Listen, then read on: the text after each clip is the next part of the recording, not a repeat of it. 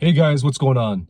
So in this video, I want to talk about some of the things I appreciated most during my time working at Apple and why I think the company is still well positioned to continue to innovate and grow into the future. Even though the last couple of years, we haven't really seen a whole lot from them, I still think that Apple's in a great position. And as long as they continue to stick to their core tenets and have that DNA that made them so successful to begin with, I think they'll be all right. I joined Apple back in 2009. I joined a very small team. I was like team number 5, and they were continuing to invest in the channel business, which is basically everything aside from retail and the online store back then. And the company was really trying to expand their store offerings and continue to make their products more accessible to consumers. And so they brought me to kind of program manage and project manage a lot of the key initiatives that they were doing to grow the program and continue to expand beyond just the US and Canada and really make it a global program that could continue to support the shop-in-shop experience. And I joined the company at a very sort of unique time. This was even before the first iPad launch. This was when Steve Jobs was still alive. And during the 7 years or so that I was over at Apple, I got to see a lot of ups, a lot of downs, a lot of the good times, and also some of the bad times. Most of them were pretty good, as you could kind of see by their stock price and all the success that they've had. But I think there are 5 different things that I appreciated the most during my time, and so that's what I want to talk about today. Now, the first thing that I think is really important that I think Apple does almost better than anyone else is that they have a very strong and clear vision and mission statement, and they also have a very strong awareness of who they are and what their key strengths and what their weaknesses are. And Apple is a company that really doubles down on that, and they've continued to sort of evolve their identity over a period of time, but it'd be amiss to say that it didn't come from one person, and of course that's Steve Jobs. Steve Jobs and Steve Wozniak were the kind of the 2 founders of Apple Computer, and I'm not going to go into the whole history, but they really sort of defined this company and really created products before people even knew that they needed or wanted them. Apple is a company that's so secretive, right? And that's what's really sort of led to their success, is that they've been really able to kind of create this sort of magical moment and these magical experiences whenever they have a new announcement. Maybe less so today, but back in the early 2000s, these giant keynotes were delivered with such epicness and people look forward to them. And, Steve was such a salesman and he could captivate everyone just by his presence, and people look forward to what he was launching.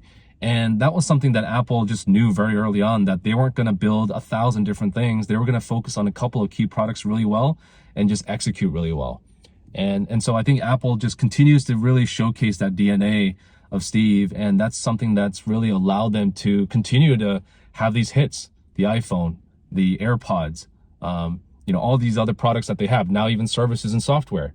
And I think that's one of the things that Apple really knows that they do well and continue to do well as they, get into the future. The other thing that I really appreciated about working at Apple is the quality of the people there.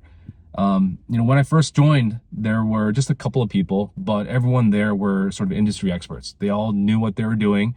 Some of them may have only been in the industry and only had a couple of years of experience, but they were at the top of their game. I felt like Apple during that time, as they were continuing to grow, they attracted a lot of key talent and they brought in a lot of A players.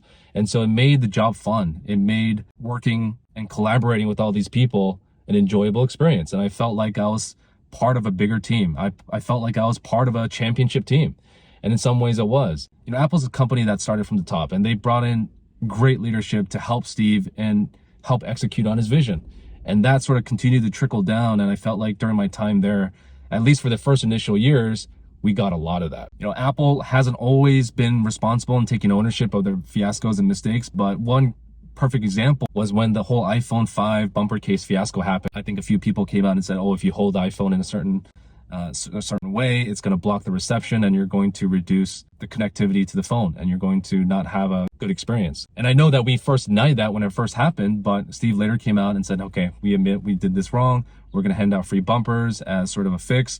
And, he didn't have to do that, but he took that anyways. And I think he learned from that experience. And when Apple was ever in a compromising situation, I think they did a good enough job of coming out and saying, hey, there's still a lot of work that we can do, but here are the things that we're going to do to address this problem and make sure that it doesn't happen in the future. long story short, I felt like Apple has always valued that sort of strong leadership, and they've continued to invest in their people. The other thing that I really appreciated about working at Apple is just the level of detail and the obsession that they have for the product experience. Apple really focused on getting the hardware piece right. And over the years, they've been able to create their own software, OS X, iOS, that really come together and complement the product. And it continues to evolve and make the product better and better. With services now also being a huge component of Apple's business, they've created basically an ecosystem where it's almost impossible to leave if you're already sort of hooked in. And, for me, bought the iPhone and bought the iPods and all these things, and they just work. And when you buy other products from other companies, sometimes they work, sometimes they don't. And with Apple, you never have to worry about that. Are they perfect? No. What product company is? But out of all the other companies out there, how many companies can say that they're one of the world's most respected and admired companies out there? And I think Apple has one of those key distinctions where they're well known for their product experience, right? The UX team, the design team, the engineers and the marketing, they all kind of come together and they put quality products out there. Now, the fourth thing that kind of stands out to me is Apple's corporate social responsibility. I kind of touched upon this a few times already, but they've come out and said, hey, we want to reduce our carbon footprint. And sometimes that has an impact on the consumer experience where now the iPhones don't have the adapter where you could just plug it into the wall. Now you have to connect it to a PC or you have to buy that separately. That's a whole topic for another day. But Apple, in terms of their intent and what they're trying to do with reducing carbon footprint and make it easier for the planet, I think that's commendable. I know they've done also a lot of things of improving the working conditions for people who work in the factories and working with Foxconn and some of their other suppliers to improve those conditions so that they don't have these issues come up. Are they perfect? No. Do they still have a long way to go? And can they continue to improve? Of course. But that's something where I did feel like there was a lot of transparency and visibility, at least from leadership to the employees, that, hey, they were continuing to identify these opportunities and make them better. Now, the last thing I'll say that I appreciated about my experience at Apple is working at Apple just opened up a lot of doors for me. Whether it was transferring internally to other teams or just having it on my resume and that opening up other doors later on, that was super helpful. Part of the reason why I got into business school was having some of these companies on my resume. Apple also helped sort of pay for my MBA. The education reimbursement program wasn't huge, but it was like $5,000 a year. But I also got to travel a lot during my time. I got to go to Brazil. I got to go to Puerto Rico, China, Korea, Singapore.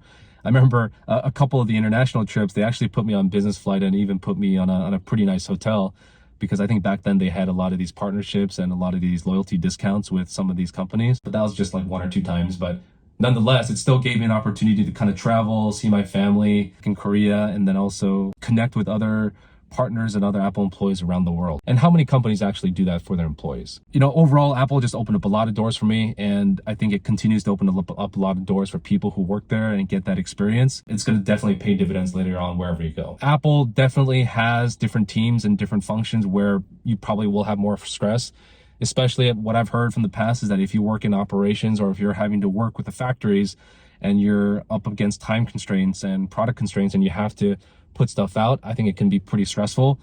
But Apple also kind of tends to reward their employees well. Depending on which team you're on, you can get certain incentives and you can get stock options and things like that. I know I mentioned this earlier, but they're on sort of the world's most admired group of companies year after year. Now, for me, why did I leave Apple? I was there for about 7 years. And at that point, I was ready to try something new. I think I was also kind of hitting sort of a ceiling in terms of where I could continue to go in my role.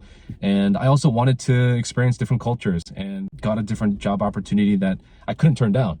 And so after 7 years, I was like, this was great, but it's time for something new. In retrospect, I probably stayed there a little bit too long. It was still a good experience for me. I think Apple is going to continue to grow. They're expanding like crazy in Texas. They're building a lot more manufacturing plants in the US. But as long as Tim Cook is there and as long as the leadership team is there, I think they're going to continue to do well. But we'll see. Future is unknown and you never know what will happen in the future. Anyways, guys, that was sort of my take on it. Let me know what you guys think in the comments down below. If you've worked at Apple, would love to hear your perspective. Like this video if you like it, and I'll catch you guys in the next one.